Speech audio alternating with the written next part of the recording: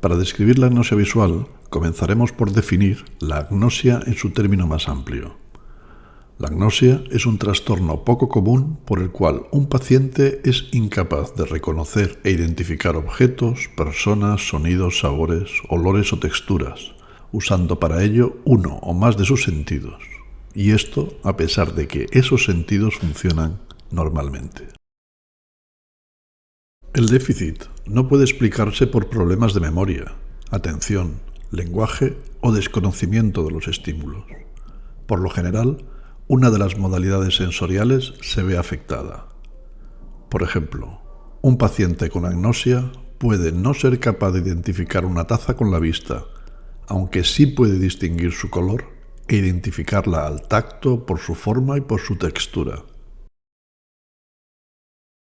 La agnosia no es lo mismo que la anomia. La anomia es un trastorno de denominación, un trastorno del lenguaje que se caracteriza por la incapacidad o la dificultad de reconocer o recordar los nombres de las cosas o de los conceptos. La anomia es una alteración en la evocación del léxico. La anomia es una afasia, no una agnosia. Clásicamente existen dos formas de agnosia, aperceptiva y asociativa. La agnosia aperceptiva es una falta en el reconocimiento debido a déficits en las primeras etapas del procesamiento perceptivo. La agnosia asociativa es un fracaso en el reconocimiento, a pesar de que no hay déficit en la percepción. Los pacientes con agnosia asociativa normalmente pueden dibujar, unir o copiar objetos, mientras que los pacientes con agnosia aperceptiva no pueden. El test de Poppel-Reuter es un test de figuras superpuestas, utilizado en la evaluación de la agnosia visual. Nos permite diferenciar a las personas con agnosia aperceptiva de las que padecen agnosia asociativa. Las personas con agnosia aperceptiva no podrán identificar las diferentes figuras, por ejemplo, coloreándolas o perfilándolas. Mientras que las personas con agnosia asociativa podrán identificar correctamente las distintas figuras sin reconocer de qué objeto se trata. Según el tipo de sensación involucrada, hay diferentes tipos principales de agnosia: visual, auditiva, táctil, gustativa y olfativa.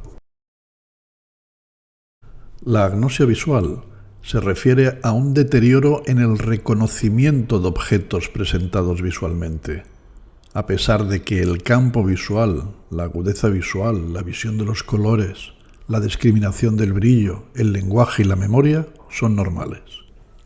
Los pacientes pueden reconocer objetos utilizando otras modalidades sensoriales. A veces el deterioro es peor para ciertos tipos de objetos, por lo que se deben probar una variedad de objetos para diagnosticar con precisión. La agnosia visual es la agnosia más común y mejor comprendida. La agnosia visual se divide a su vez en dos subtipos: la agnosia visual aperceptiva y la agnosia visual asociativa. La agnosia visual aperceptiva se refiere a una anomalía en la percepción visual y el proceso discriminativo, a pesar de la ausencia de déficits visuales elementales. Estas personas son incapaces de reconocer objetos, dibujar o copiar una figura. No pueden percibir las formas correctas del objeto, aunque el conocimiento del mismo esté intacto.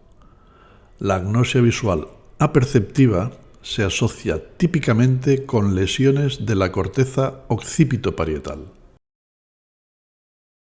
La agnosia visual asociativa se refiere a la dificultad para comprender el significado de lo que ven. Pueden dibujar o copiar, pero no saben lo que han dibujado. Perciben correctamente la forma y conocen el objeto cuando se les prueba con información verbal o táctil, pero no pueden identificar el objeto. no pueden vincular el estímulo visual plenamente percibido con la experiencia previa para ayudarles a reconocer el estímulo. La agnosia visual asociativa suele asociarse con daño en la corteza occipito-temporal inferior bilateral. Múltiples condiciones neurológicas pueden causar la agnosia visual: infarto, tumor, absceso, traumatismo. En líneas generales, las lesiones o enfermedades que afecten a la parte posterior del cerebro pueden producir alteraciones visuales. Por ejemplo, la atrofia cortical posterior, asociada en algunos casos a la enfermedad de Alzheimer o a la demencia por cuerpos de Lewy, así como algunos tumores, pueden implicar una afectación importante de los procesos visuales y perceptivos. No obstante, es probablemente en el daño cerebral adquirido, especialmente el de origen vascular, en el que la incidencia de las alteraciones visuales es mayor. Se estima que hasta un 60% de los supervivientes de un ictus muestran alteraciones visuales de algún tipo. En líneas generales, las lesiones que comprenden el territorio vascular de la arteria basilar y/o las arterias cerebrales posteriores, que irrigan el lóbulo occipital entre otras regiones, producirán probablemente alteraciones visuales o perceptivas. Lo mismo puede ocurrir cuando se produce un infarto o hemorragia en el territorio de la arteria cerebral media, especialmente de la derecha.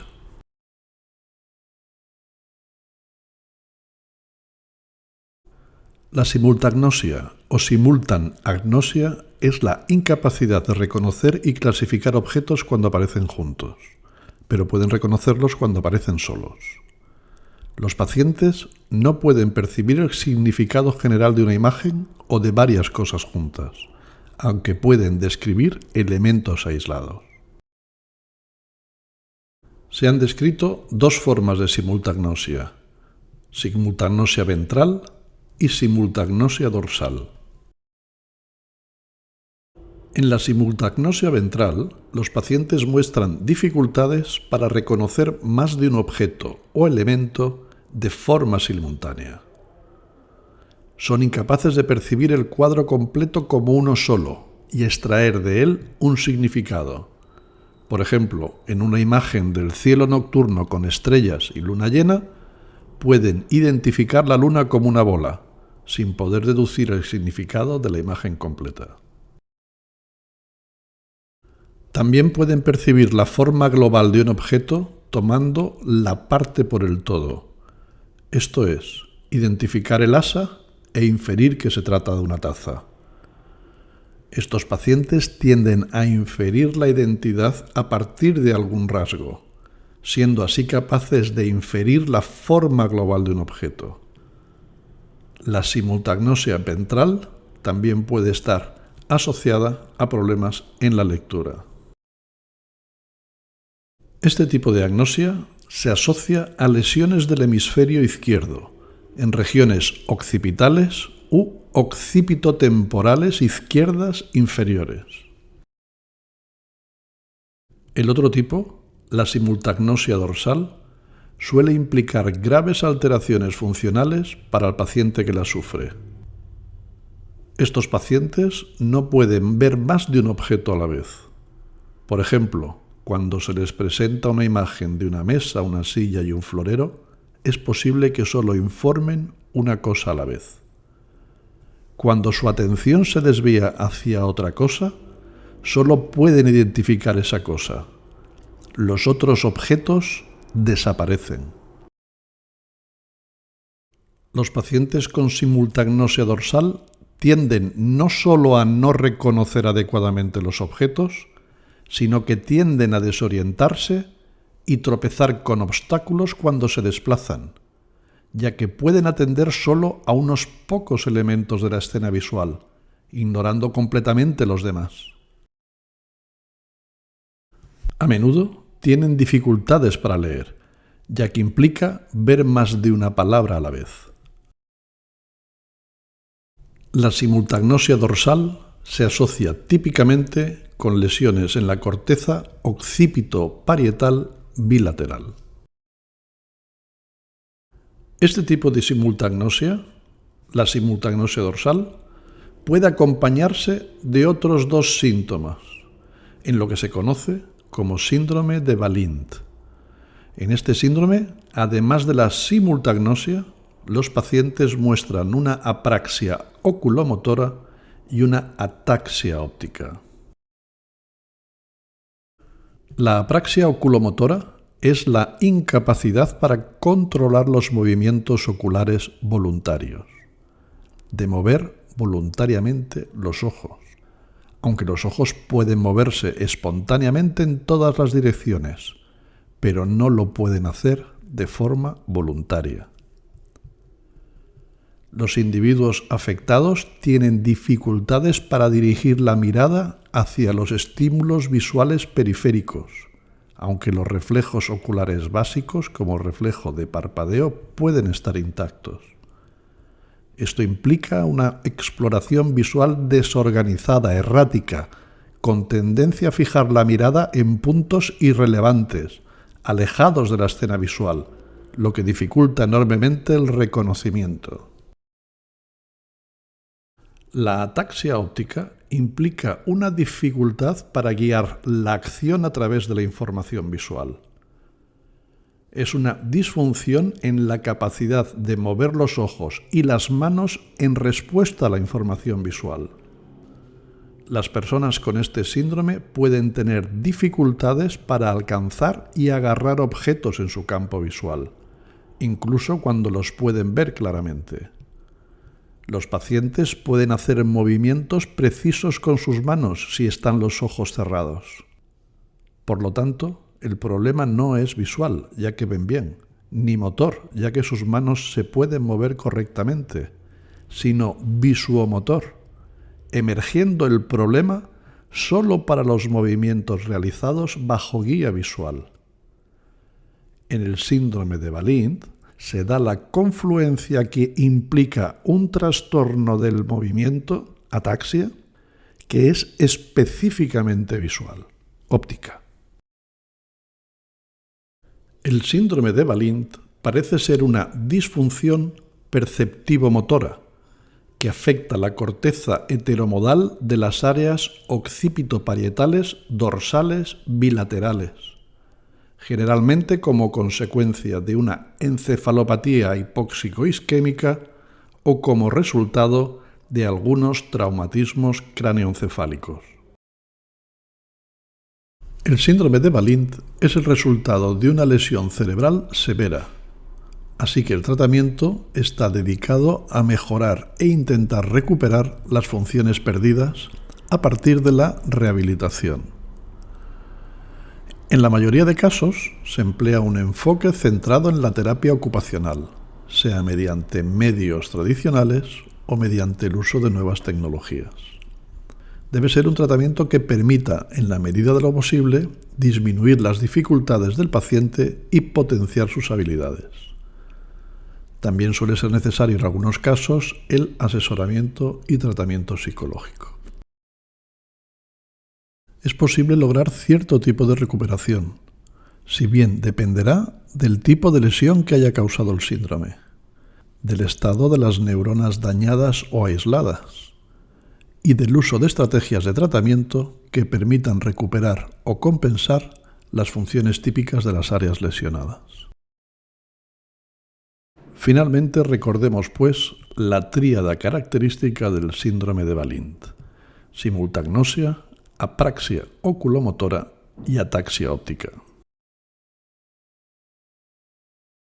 La agnosia cromática se define como la incapacidad para identificar colores a pesar de estar preservados los receptores sensoriales y las áreas visuales primarias. No suele manifestarse aisladamente, sino que habitualmente se presenta junto a otras agnosias o formando parte de un trastorno neurológico más amplio. La agnosia cromática está originada por traumatismos cráneoencefálicos o por accidentes vasculares cerebrales que afectan al polo occipital. Tenemos que tener en cuenta previamente que los seres humanos tienen la capacidad de emparejar, clasificar nombrar, memorizar e imaginar los colores. Cada una de estas habilidades se puede perder como resultado de lesiones cerebrales, lo que sugiere que cada una de ellas puede ser funcionalmente independiente. Se han señalado diferentes alteraciones selectivas para el color mediante estudios neuropsicológicos, por lo que podemos clasificar la agnosia cromática en acromatopsia o discromatopsia central, anomia para el color y agnosia del color. La acromatopsia o discromatopsia central es un trastorno caracterizado por la pérdida de capacidad para distinguir o identificar los colores, debido a una lesión del sistema nervioso central. Distingámosla de la discromatopsia o acromatopsia por la alteración de los fotorreceptores retinianos, habitualmente conocida por daltonismo. Si la acromatopsia es leve, se percibirán los colores con menor brillo y menor intensidad y se le denominará discromatopsia. Y si es más grave, la percepción será en tonos grises y se le denominará acromatopsia. Además puede existir hemiacromatopsia, si el trastorno solo afecta a un área restringida del campo visual, y en ese caso los colores en dicha área se percibirán en tonos grises. Los pacientes con acromatopsia central presentan incapacidad para emparejar, discriminar y denominar los colores. Esta alteración ha sido considerada como un trastorno de la vía ventral y está habitualmente asociada con lesiones bilaterales que afectan a las circunvoluciones lingual y fusiforme. Si la lesión se localiza en el hemisferio derecho, se suele acompañar de prosopagnosia y si afecta al izquierdo, de hemianopsia y alexia. La anomia para el color es la incapacidad para denominar los colores, en ausencia de otros signos afásicos. Aunque los pacientes reconocen un color, son incapaces de denominarlo. Son capaces de señalar colores, realizan correctamente las tareas de asociación forma-color, pero fracasan en la denominación. Por ejemplo, asocian correctamente el color amarillo a un plátano, pero son incapaces de decir de qué color es esa fruta. El trastorno está causado por lesiones en el lóbulo occipital izquierdo o del cuerpo calloso, siendo frecuente que forme parte de los cuadros afásicos.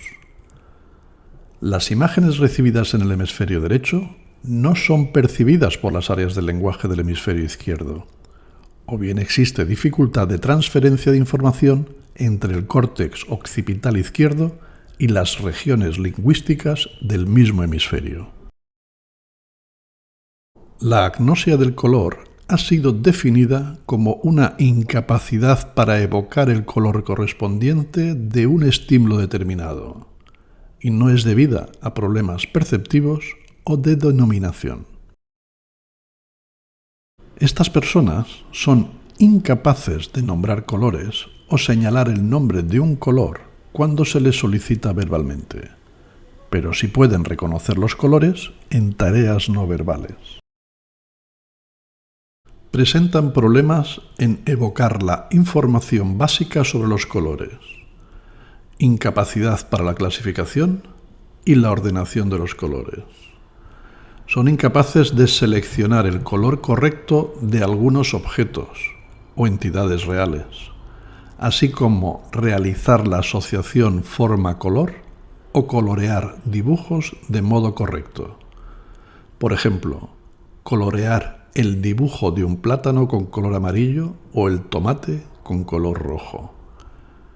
Esta alteración se ha relacionado con lesiones en las regiones cerebrales posteriores izquierdas y en particular con el área temporo-occipital izquierda. Recordar, y esto es importante, que en la agnosia cromática podemos profundizar y describir tres tipos. En la cromatopsia central, la persona no ve los colores a nivel cerebral, aunque a nivel ocular podría percibirlos. En la anomia al color, ve los colores, pero no puede denominarlos. Y en la agnosia al color, puede ver los colores, pero no sabe cómo seleccionarlos, asociarlos, clasificarlos, ordenarlos. O sea, no puede acceder mentalmente a la información más básica de esos colores. A continuación vamos a hablar de algo muy interesante, de personas que son incapaces de interpretar, recordar y usar la información espacial, la información que ven de su entorno, a pesar de que no tienen alteraciones perceptivas y pueden ver su entorno claramente. Una persona que sufre una lesión del hemisferio derecho puede mostrar desorientación espacial por dos razones. 1. Porque ha perdido la capacidad de reconocer las señales topográficas del medio ambiente. O 2.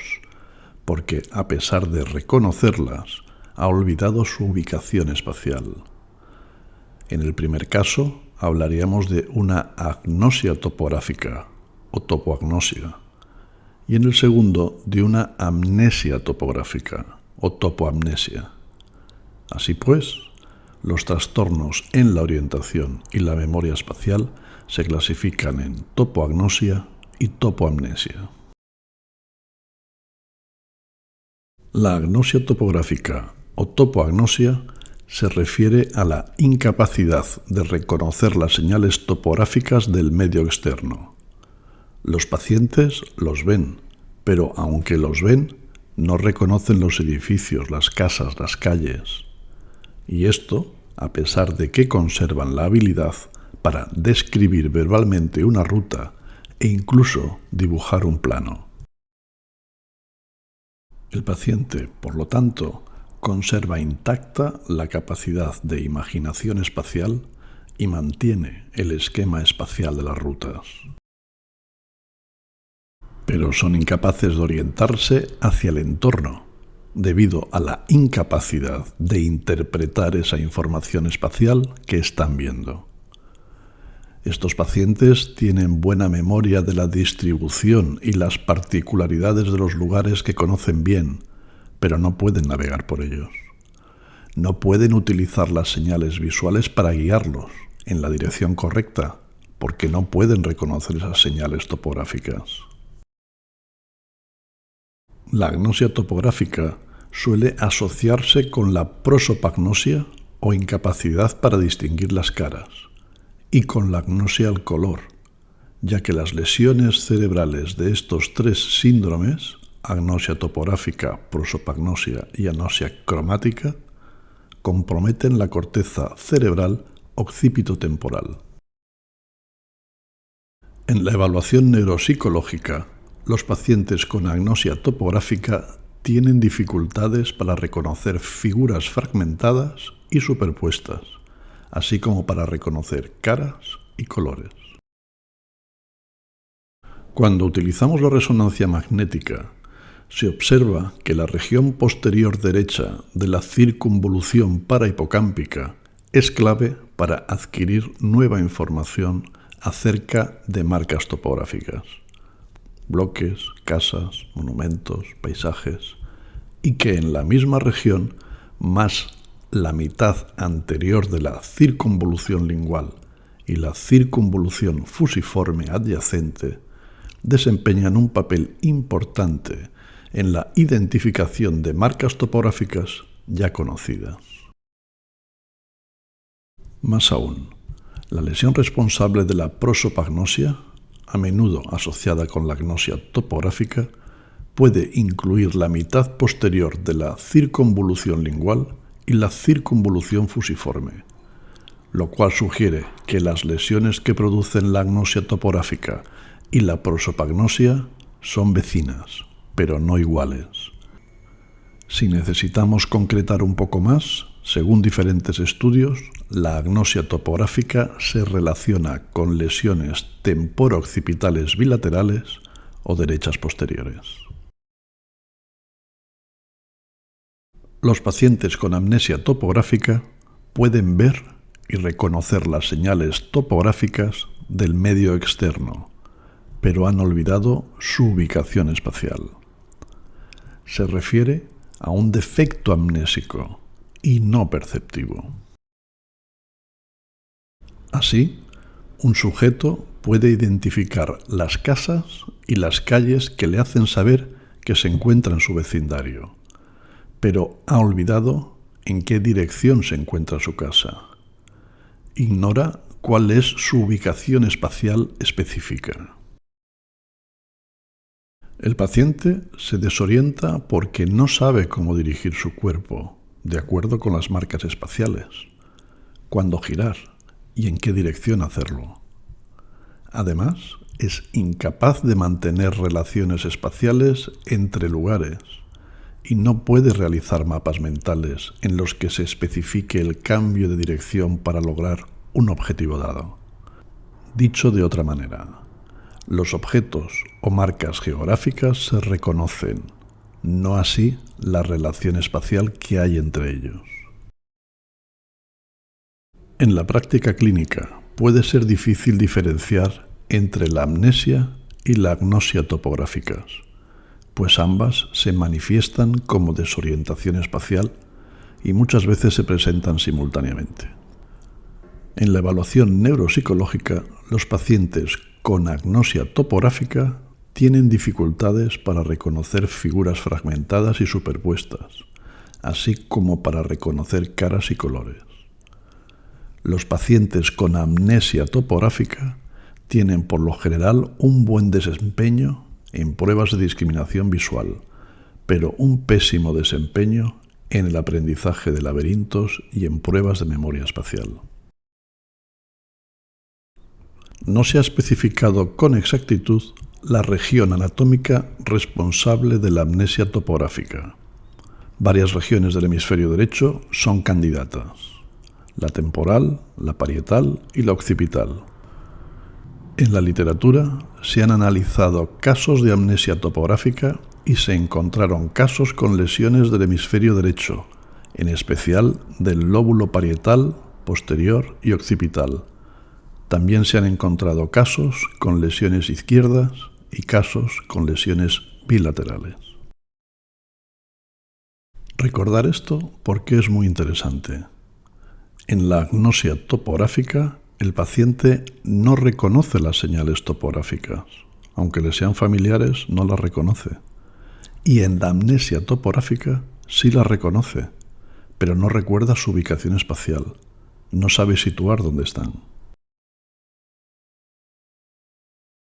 Vamos a hablar de un tema muy interesante, sobre las personas que, a pesar de ver bien, no son capaces de percibir el movimiento de los objetos. Al no percibir el movimiento de los objetos, estas personas manifiestan tener una alteración en la percepción del tiempo. Quien lo padece relata tener la sensación de ver cómo se paraliza el tiempo. La agnosia cinética, acinetopsia o aquinetopsia se refiere a la incapacidad de percibir el movimiento. Los campos visuales, la agudeza visual, la percepción de profundidad, el color y la forma de los objetos está conservada.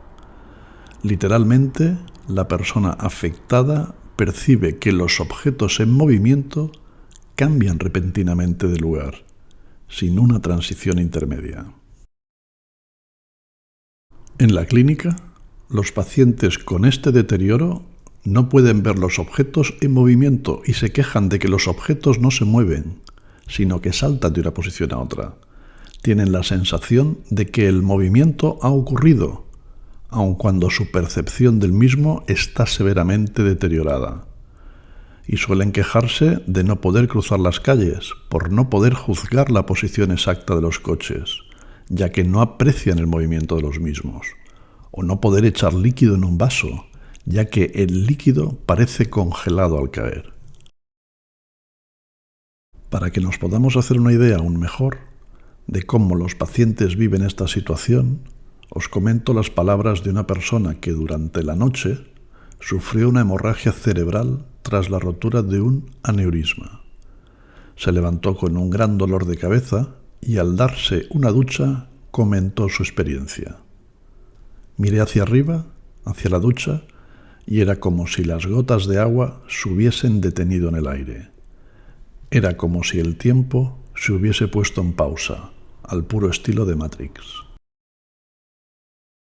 Específicamente, la percepción del movimiento es detectado por células de la corteza de asociación visual conocida como V5. Esta región extraestriada, así llamada por estar alrededor de la corteza estriada V1, colinda con el lóbulo temporal, inmediatamente por debajo del surco temporal superior. Las neuronas en la región V5 responden selectivamente a cambios en la velocidad del estímulo y se cree que juega un papel central en la percepción de velocidad como tal.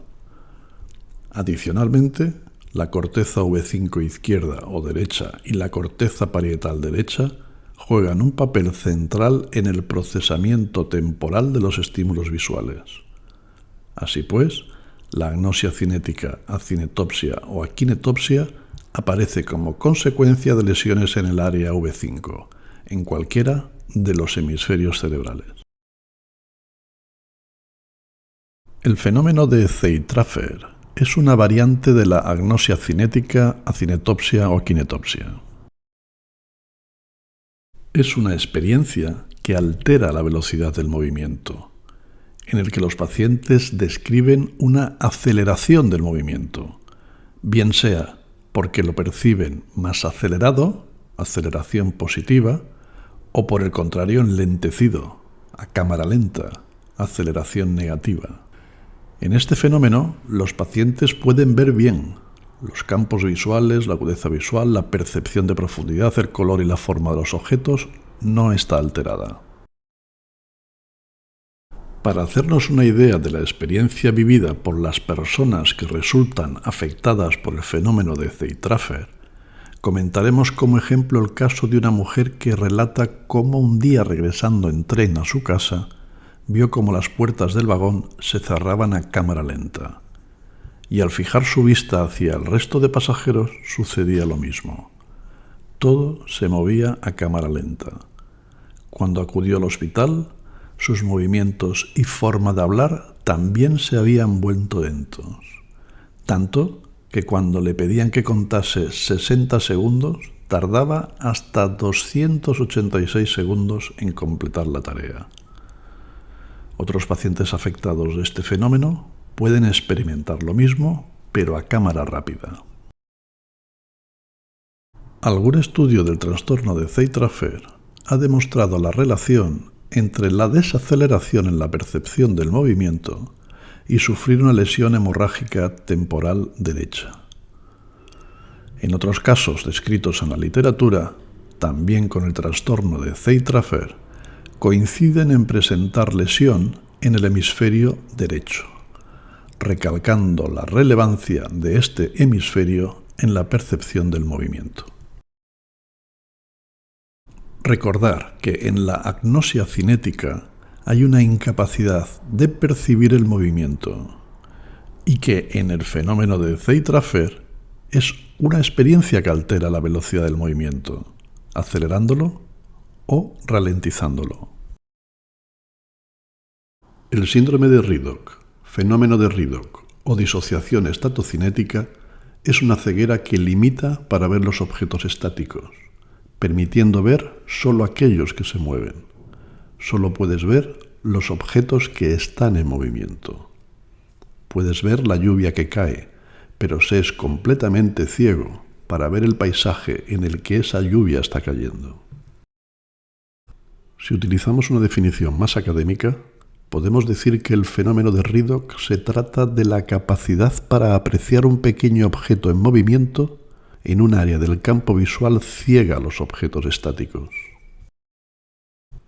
Este síndrome sería el caso contrario a la acinetopsia, akinetopsia o ceguera del movimiento, enfermedad que impide a quienes la padecen ver los objetos en movimiento.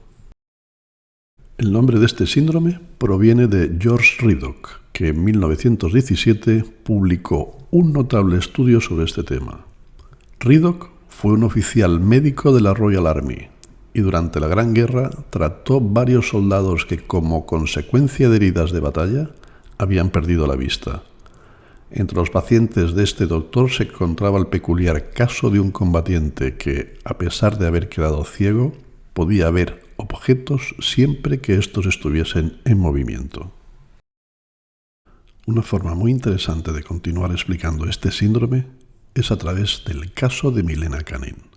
Todo empezó para ella después de que padeciera una infección respiratoria, seguida de varios derrames cerebrales y 8 meses en coma.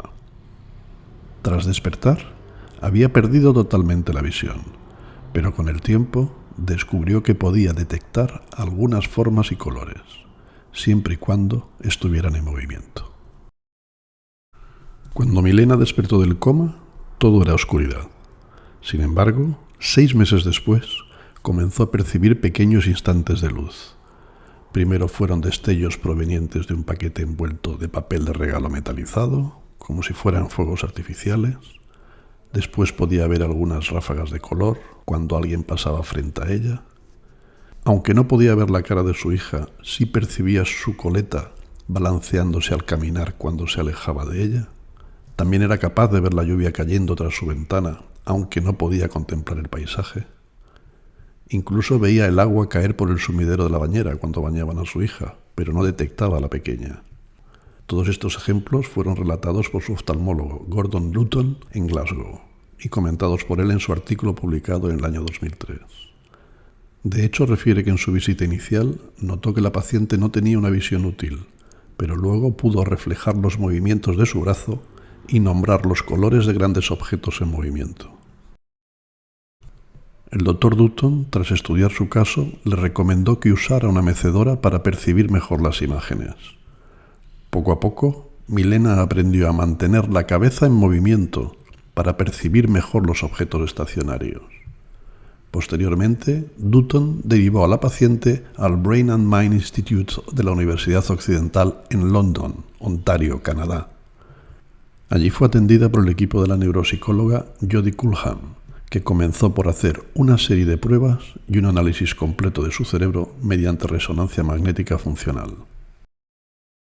La doctora Jodie Cullham es profesora del Departamento de Psicología del Brain and Mind Institute y su investigación se centra en cómo se utiliza la visión para la percepción y para guiar acciones en humanos adultos. Utiliza una combinación de técnicas de neurociencia cognitiva que incluyen imágenes por resonancia magnética funcional, espectroscopia funcional del infrarrojo cercano, psicofísica y cinemática del comportamiento, neuropsicología y neuroestimulación. Durante las pruebas, Canning reconocía el movimiento, la dirección, el tamaño y la velocidad de las pelotas que rodaban hacia ella, e incluso las interceptaba y agarraba en el momento correcto. Sin embargo, no podía identificar bien los colores u otros objetos que se encontraban detenidos.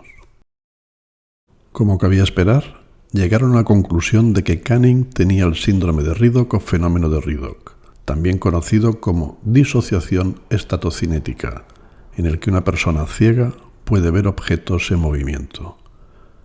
Según refirió la doctora Cullham, a Milena le falta un trozo de tejido cerebral del tamaño de una manzana en la parte posterior de su cerebro, casi todo de sus lóbulos occipitales. Según concluyen los investigadores encargados del caso, tras los derrames cerebrales que sufrió, esta parte de su cerebro quedó seriamente dañada, causándole lo que habría sido una ceguera completa, pero se adaptó al cambio, desarrollando una especie de vía alternativa que le permitía ver en casos muy concretos. Según ha explicado la neuropsicóloga Jodie Cullham, que ha liderado la investigación, creemos que la superautopista de su sistema visual llegó a un callejón sin salida, pero en lugar de apagar todo su sistema visual, desarrolló algunas carreteras secundarias para poder sortear la superautopista y conseguir llevar algo de visión, especialmente el movimiento, a otras partes del cerebro. Parece que su cerebro ha reconfigurado su procesamiento visual, reteniendo lo que pudo. En este caso, es la percepción del movimiento. La investigación, publicada en la revista Neuropsychology, demuestra así la plasticidad del cerebro para encontrar caminos alternativos después de haber sufrido una lesión grave. Además, el caso de esta mujer ha supuesto la creación del mapa cerebral más extenso hasta el día de hoy y servirá para poder estudiar a fondo cómo afectan las lesiones cerebrales a la visión y cómo actúa la plasticidad cerebral al respecto. Según la doctora Culham, este trabajo puede ser la caracterización más rica jamás realizada del sistema visual de un solo paciente. Ella ha demostrado una recuperación muy profunda de la visión basada en su percepción del movimiento. Pacientes como Milena nos dan una idea de lo que es posible y, lo que es aún más importante, nos dan una idea de qué funciones visuales y cognitivas van juntas.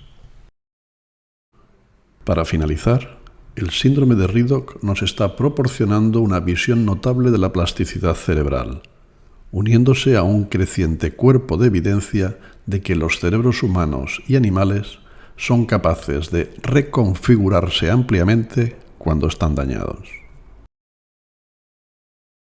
La palinopsia postimagen es un trastorno visual caracterizado por la persistencia o recurrencia de percepciones visuales que continúan apareciendo en la visión después de que ha cesado la exposición a la imagen original. Esta condición puede ser descrita como la presencia de imágenes fantasma o trazas visuales que continúan apareciendo en el campo visual de una persona. Estas imágenes persistentes pueden durar desde unos segundos hasta varios minutos y a menudo se reproducen en el mismo lugar del campo visual. El término deriva de la palabra griega palín, de nuevo, y opsis, visión, por lo que literalmente significa ver de nuevo. En términos de etiología, la palinopsia puede ser causada por una variedad de factores y se clasifica generalmente en dos tipos: palinopsia primaria y secundaria. La palinopsia primaria se asocia con alteraciones neurológicas y suele ser un síntoma de enfermedades del sistema nervioso central, como la migraña, epilepsia, esclerosis múltiple o lesiones cerebrales, como un tumor cerebral, un traumatismo craneoencefálico o un accidente vascular cerebral.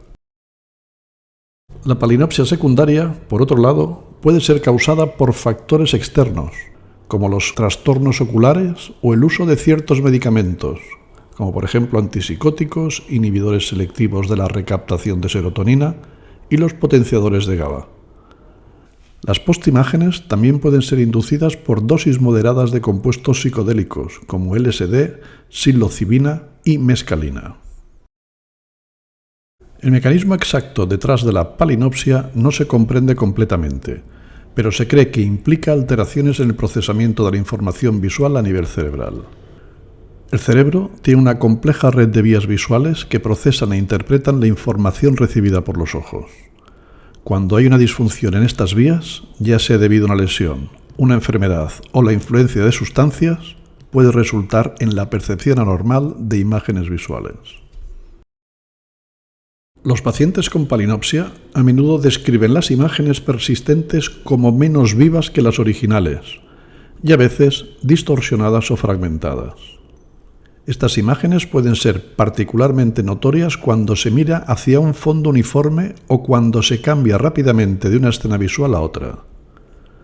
La condición puede ser perturbadora y afectar significativamente la calidad de vida, interfiriendo con actividades diarias como la lectura, la conducción y el reconocimiento de rostros.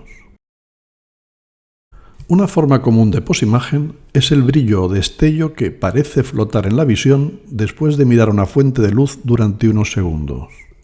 Durante las experiencias alucinógenas, los objetos en movimiento pueden producir un rastro de imágenes fijas superpuestas detrás de su trayectoria de movimiento. Esto crea una serie de imágenes superpuestas de un objeto en movimiento a través del campo visual que se vuelven más desvaídas cuanto mayor es el tiempo transcurrido desde que el objeto ocupó esa ubicación en el espacio. Otra manifestación común de este efecto es poder ver una imagen residual del entorno externo durante varios segundos después de cerrar los ojos antes de que se desvanezca gradualmente. El diagnóstico de la palinopsia generalmente implica un examen exhaustivo que incluye la historia clínica del paciente, un examen oftalmológico completo y a menudo estudios de neuroimagen como la resonancia magnética o la tomografía computerizada. Estas pruebas ayudan a identificar posibles causas subyacentes y descartar otras condiciones. El tratamiento de la palinopsia depende de su causa subyacente. Si está relacionada con una condición neurológica, el tratamiento de esa condición puede aliviar los síntomas de la palinopsia. En casos donde la palinopsia es inducida por medicamentos, la suspensión o el cambio de medicación puede ser efectivo. En algunos casos se pueden prescribir medicamentos específicos para ayudar a controlar los síntomas. Es importante reconocer que la palinopsia es un síntoma y no una enfermedad en sí misma. Su manejo efectivo requiere un enfoque integral y multidisciplinario que aborde tanto la condición subyacente como los síntomas específicos experimentados por el paciente. La agnosia digital se define como una incapacidad para reconocer, identificar, diferenciar, nombrar, seleccionar, indicar y orientar los dedos de cada una de sus manos, así como las de la mano del explorador y la de otros. Fue inicialmente descrita por Gerstmann en el año 1940. No se refiere a la incapacidad de identificar un dedo, como su nombre puede sugerir. En estos pacientes, el procesamiento somatosensorial primario está conservado y cuando se les toca un dedo pueden detectarlo, pero son incapaces de identificar qué dedo se ha estimulado. Un error frecuente que cometen las personas con este trastorno es la confusión entre los dedos centrales de cada mano, como si estos hubieran perdido su identidad individual y orden. Se ha propuesto que las regiones parietales bilateralmente constituyen el sustrato anatómico responsable para el reconocimiento de los dedos. El hemisferio derecho estaría relacionado con las funciones visoespaciales implicadas en el reconocimiento y el lóbulo parietal posterior izquierdo con la representación básica de los dedos. La agnosia digital ha sido descrita tras lesiones de los giros angular y supramarginal. Por otra parte, estudios más recientes señalan que la parte anteriomedial del lóbulo parietal inferior izquierdo es la región clave para la representación estructural corporal bilateral de los dedos, y cuando se lesiona pueden aparecer los síntomas típicos de la agnosia digital. A la agnosia digital se le considera que es parte de la constelación de síntomas, a menudo denominada síndrome de Gerstmann, que incluye acalculia, agrafia, agnosia de los dedos y desorientación izquierda-derecha. Este síndrome fue descrito por primera vez por el neurólogo Joseph Gerstmann en el año 1924, quien lo describió como un trastorno del esquema corporal. Se compone de las siguientes alteraciones: agrafia, agnosia digital, acalculia y desorientación derecha-izquierda. Solo cuando aparecen los 4 síntomas de forma conjunta y no existe retraso mental, se entiende que existe un síndrome de Gerstmann puro. La agrafia es la incapacidad en la expresión de ideas por la escritura. La agnosia digital es la incapacidad de reconocer los dedos de las manos propios y ajenos. La acalculia es la imposibilidad de realizar operaciones aritméticas simples. En la desorientación derecha-izquierda, los pacientes presentan una incapacidad para hacer la distinción entre el lado derecho e izquierdo de su cuerpo. El síndrome de Gerstmann es una disfunción secundaria a un daño en la sustancia blanca del lóbulo parietal, y más concretamente en el giro angular área 39 del hemisferio izquierdo. Esta localización está implicada en las funciones de sensación y percepción, así como en la integración y comprensión de la información sensorial. En los adultos, el síndrome puede surgir como resultado de algún daño cerebral que afecte directamente a estructuras del lóbulo parietal. Es frecuente que aparezca como resultado de enfermedades cerebrovasculares por insuficiencia de flujo sanguíneo, derrame cerebral, lesión traumática o tumor cerebral. En los niños es difícil determinar una causa en caso de que no exista daño cerebral. Por ello, frecuentemente se considera un trastorno del desarrollo. También es habitual observar el síndrome de Gerstmann en la enfermedad de Alzheimer, alcoholismo, lupus, intoxicación por monóxido de carbono e intoxicación por plomo.